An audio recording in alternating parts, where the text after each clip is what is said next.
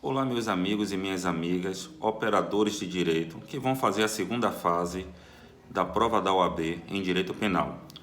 Meu nome é Cleberson Figueiredo e eu sou professor de Direito Penal do curso Império à Prova. E eu vim aqui nessa aula fazer um resumo sobre a identificação da peça. Após a aprovação na primeira fase, é normal esse medo, essa insegurança para fazer a prova da segunda fase, haja vista que se errar a peça, perdeu a prova. Só que nós aqui vamos tratar, vamos cuidar para que isso não aconteça. Você não vai errar a peça.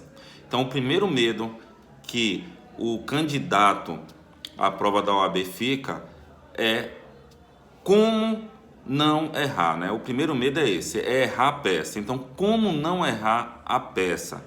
Então, vamos fazer com que você crie um mapa mental e se situe de uma forma que você não venha a errar.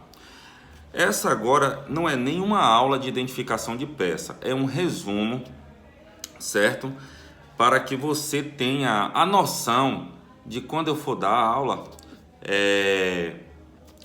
você tenha mais assim um engajamento com a aula de identificação. Então aqui é só um gatilho para que você possa se situar conforme a gente vá andando e eu dê a aula de identificação de peça, certo? Vamos lá, iniciando a metodologia que nós vamos trabalhar. Primeiramente, nós vamos dividir a persecução penal em três partes. Primeira parte seria a fase pré-processual, segunda parte a fase processual e a terceira parte a fase pós-processual. Na fase pré-processual ainda não existe processo penal e sim o inquérito policial. Essa fase, ela se dá do momento inicial do ato delituoso, né, do crime propriamente dito, até antes do recebimento da denúncia.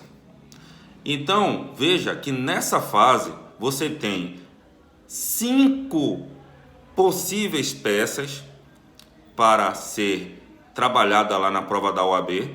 Tem até mais, só que dentro da realidade da FGV nós vamos trabalhar com 5 inicialmente. São elas: queixa-crime, relaxamento de prisão em flagrante, liberdade provisória, defesa preliminar dos crimes funcionais e defesa prévia dos crimes de droga.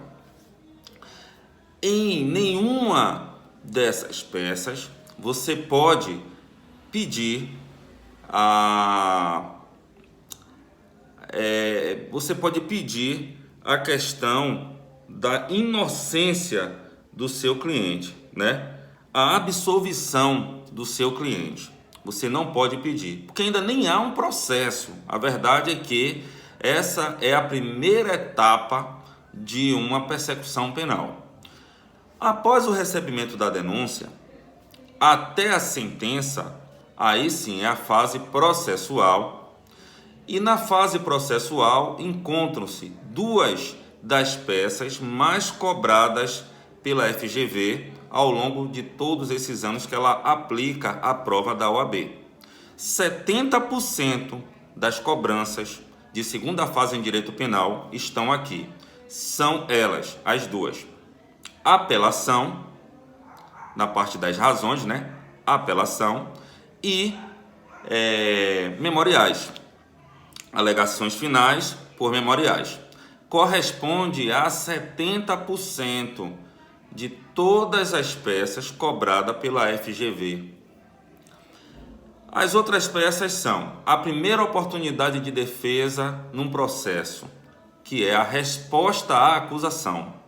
A segunda são as alegações finais por memoriais.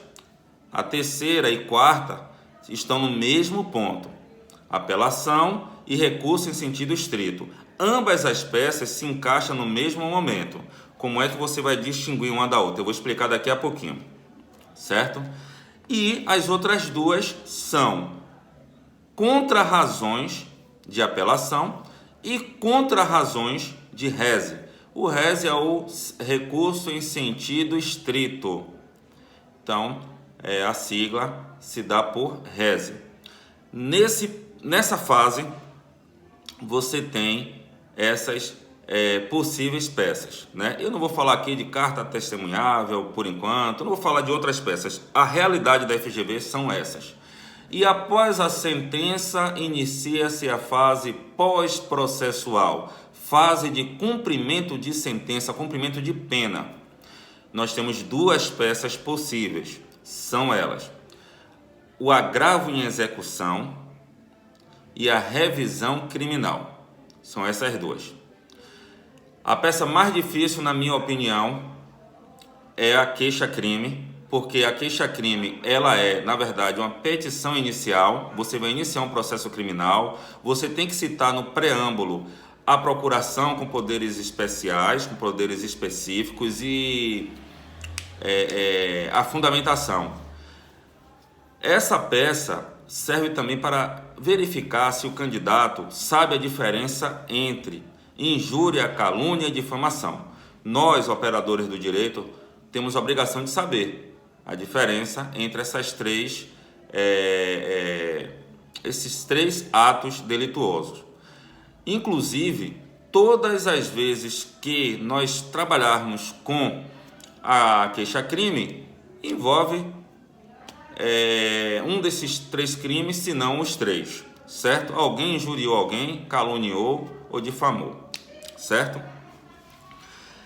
A peça mais fácil, em contrapartida, é aquela que alguns cursinhos taxam como a mais difícil. Para mim, a mais fácil, contra-razões, seja de apelação, seja de rese. Contra-razões é a peça mais fácil. Em alguns cursinhos, eles dizem que a peça mais difícil é contra-razões de rese. Eu vou dizer porque que eu não acho isso. Tá um cachorrinho aí latindo aí de fundo, dá um contraste aí com o vídeo. Eu vou dizer porque que eu não acho isso, eu não concordo, eu não compartilho desse pensamento, porque as contra-razões nada mais é do que você combater aquilo que o Ministério Público alegou nas razões. As razões que estão na apelação e no rese são combatidas pelas contra-razões. Então, se ele colocou lá 5, 6, 7 pontos nas razões, você vai combater os 5, 6 ou 7 pontos. Muito fácil, só vai colocar lá ponto tal, discordo do MP, por conta disso e daquilo. E fundamentar, é claro, toda prova da OAB você sabe que você tem que falar o fato, a tese, a sua defesa e fundamentar. Senão, você não tem ponto atribuído. A fundamentação, ela vale só, geralmente, 0,10, 0,15, 0,20, 0,25. Mas se você não fundamentar, você perde um ponto daquela tese todinha. Então a tese vale um ponto, a fundamentação vale só 0,10, mas esse 0,10 está atrelado àquele texto que você colocou, aquela narração de tese. Então você tem que fundamentar. Aproveitando que nós estamos falando sobre as peças, e eu já falei o nome de todas as peças, agora eu vou dizer como que você vai identificar. Primeiramente, eu já disse, você tem que saber em qual fase do processo você está, porque você não vai pedir absolvição após a condenação. Você não vai pedir absolvição antes do processo legal, antes do processo criminal, né? Você não pode pedir absolvição se o cara não está nem sendo processado ainda. Então, na fase pré-processual, não se pede absolvição. Não se pede nada referente à pena. Não existe pena. Após o recebimento da denúncia e até a sentença, você trabalha com tudo isso. É a fase onde você pede tudo, ok? Vamos lá. Fase pré-processual.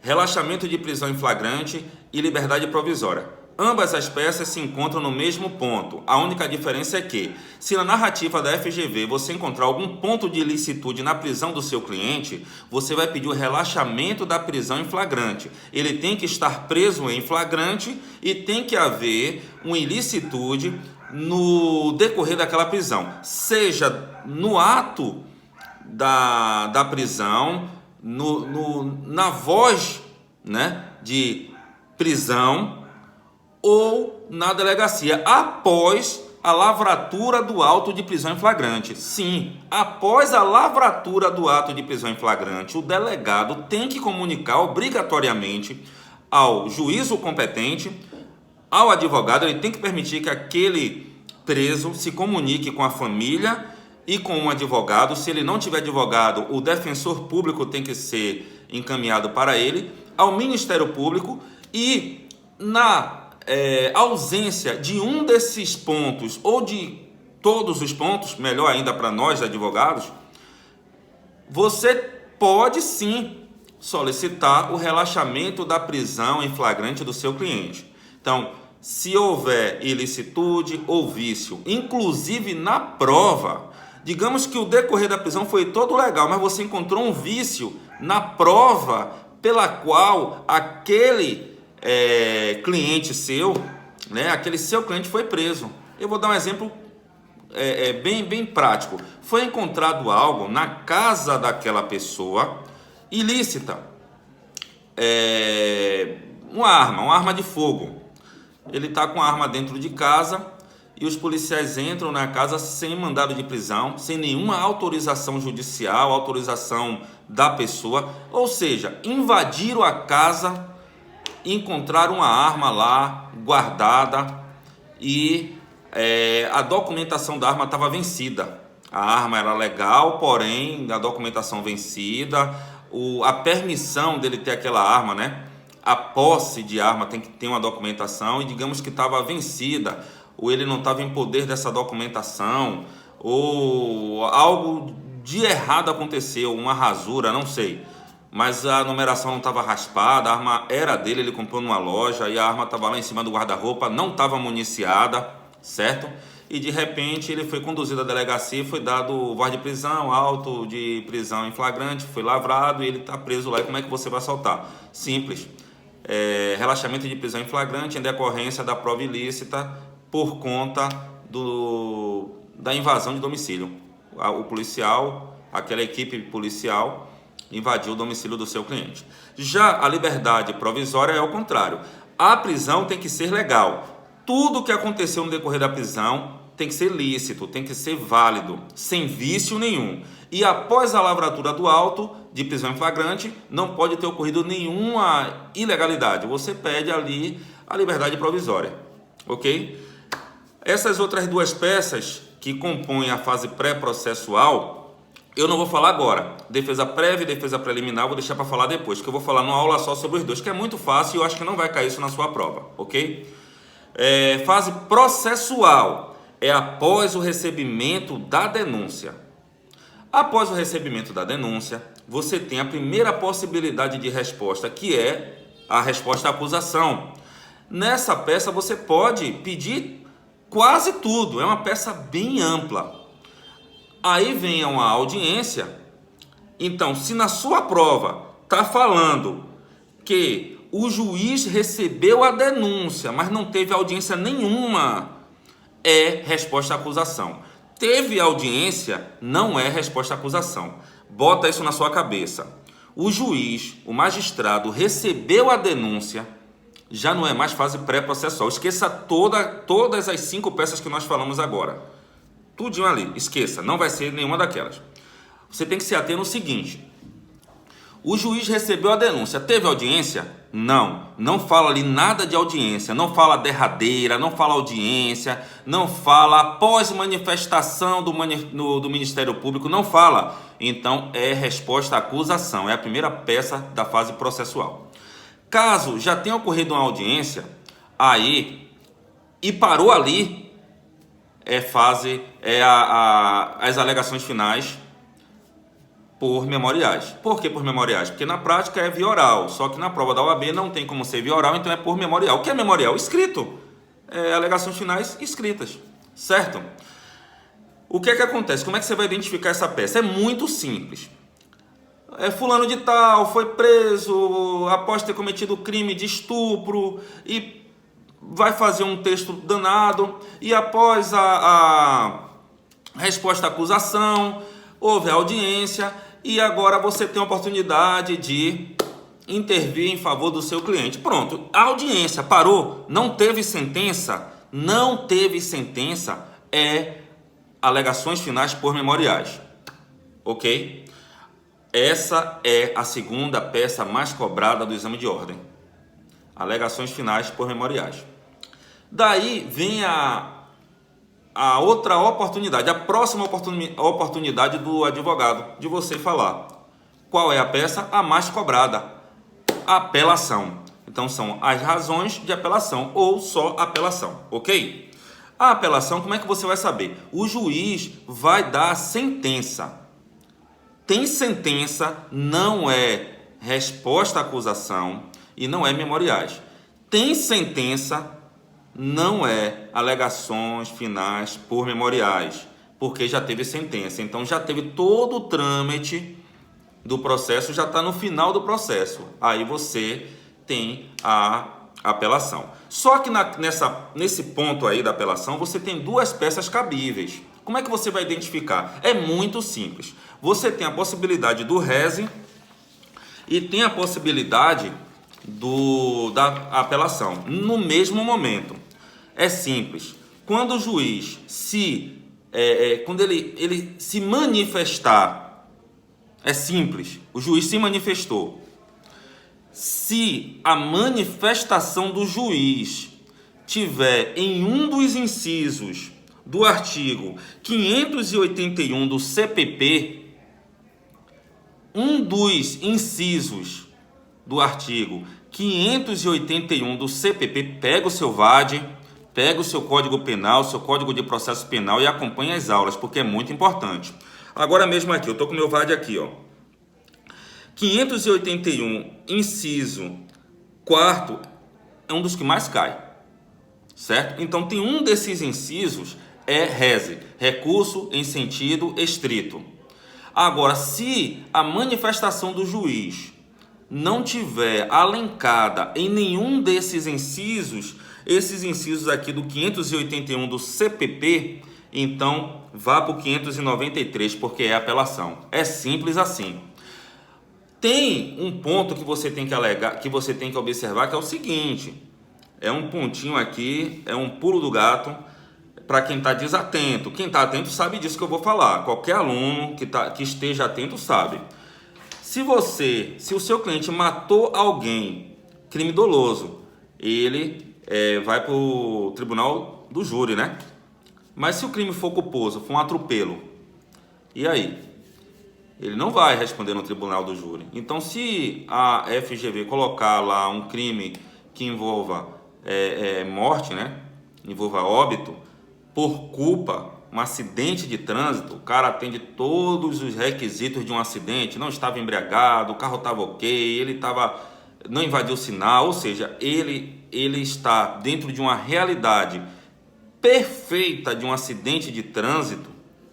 E a FGV, para dar uma dica, ela até coloca que a outra parte estava alcoolizada, a outra parte invadiu um sinal de moto, aí esse veículo do seu cliente colidiu com a moto e a outra parte lá foi a óbito. Então ele vai dar uma dica, ele vai dizer alguma coisa para você ter noção de que o seu cliente está em situação de acidente de trânsito. Aí é crime culposo, não vai para o tribunal do júri. E você vai ficar embora haja um crime de morte, um crime de óbito, né? Fim óbito, ele não vai para o júri, então você vai ficar na apelação, ok? É só uma dica, viu? Isso daí, quem está assistindo já sabe, vai dizer que bobagem que o professor está falando, por que ele está falando isso? Claro que nós sabemos, mas saiba que tem muita gente aí que está, devido a situação ou por algum problema ou está estudando muito, acaba esquecendo disso. Aí pensa que todo crime de morte vai para o tribunal do júri e não é assim que funciona. Findo essa parte, eu não vou falar sobre contra-razões, porque é muito fácil. Quando eu vou falar das contra-razões numa aula só, de apelação e de recurso em sentido estrito. Aí nós vamos para a fase pós-processual. Na fase pós-processual, nós temos duas peças cabíveis, certo? Nós temos duas peças e são elas: a revisão criminal certo? E o agravo em execução, ok?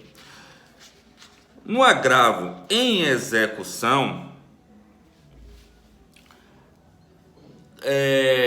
vamos se situar. Já houve a sentença, a condenação, seu cliente está preso respondendo por aquele crime, ou está solto, mas está respondendo pelo crime. Ele está em liberdade condicional, ele está em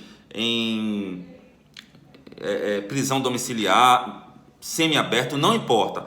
Você conseguiu uma prova de que o seu cliente não cometeu aquele crime. Houve fato novo no processo.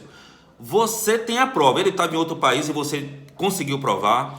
Ele estava acamado no hospital em coma. Você conseguiu provar, conseguiu as imagens que tinham perdido, um documento. Aconteceu algo que você consegue provar que ele não cometeu crime. Qual é a peça cabível durante a fase de cumprimento de pena? É a revisão criminal. A revisão criminal, ela é cabível justamente para combater fato novo, né?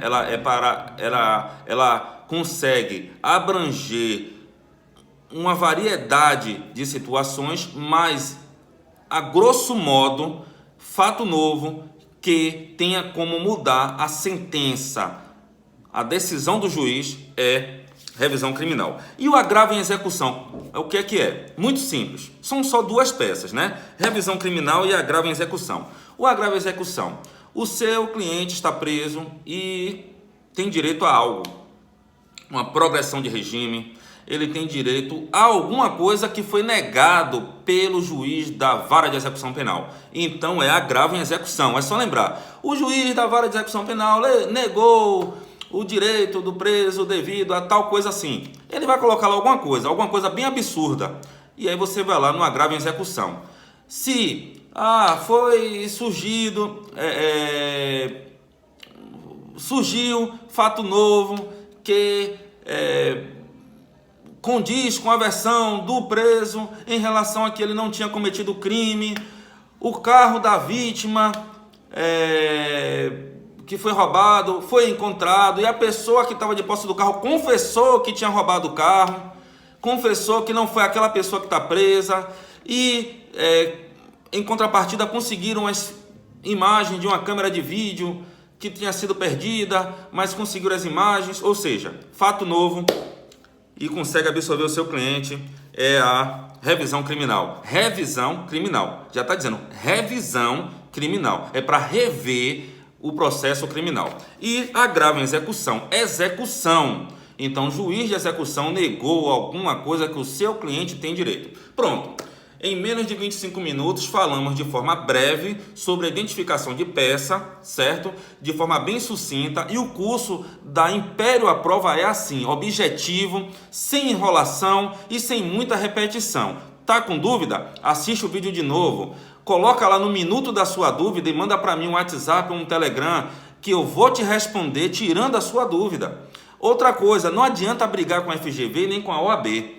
Não adianta. Na prática, não existe tal coisa, mas para a FGV, para a OAB, tem a possibilidade, eles vão colocar. Por exemplo, você faz estágio no escritório de advocacia criminal e nas alegações sempre é via oral. Você vai lá com o advogado lá, o seu chefe, né? E você acompanha ele nas audiências e você nunca viu memoriais. Mas na OAB não existe memoriais via oral, só existe, não existe alegações finais via oral, só existe alegações finais via memorial. Então, memorial é a peça mais cobrada pela OAB. A segunda peça mais cobrada são as alegações finais por memoriais. Então, meus amigos e minhas amigas, bacharéis, operadores do direito, não adianta brigar quanto a isso. Não existe peça difícil, existe peça mal estudada. Então estude bastante. Na próxima aula, espero que você esteja com seu vade-mecum em mãos. Nós vamos trabalhar com a marcação de vade-mecum, né? Daqui a 1 ou 2 aulas nós vamos trabalhar com isso, com a marcação do vade-mecum. Mas a parte de identificação de peça vai durar em torno de 30 a 50 minutos. Talvez eu dê isso em 2 aulas, porque eu quero frisar bem a parte de memoriais e a parte de apelação, certo? Então talvez eu tenha 2 aulas para não ficar muito comprido. Muito obrigado por assistir o vídeo até aqui. Fiquem com Deus e bons estudos.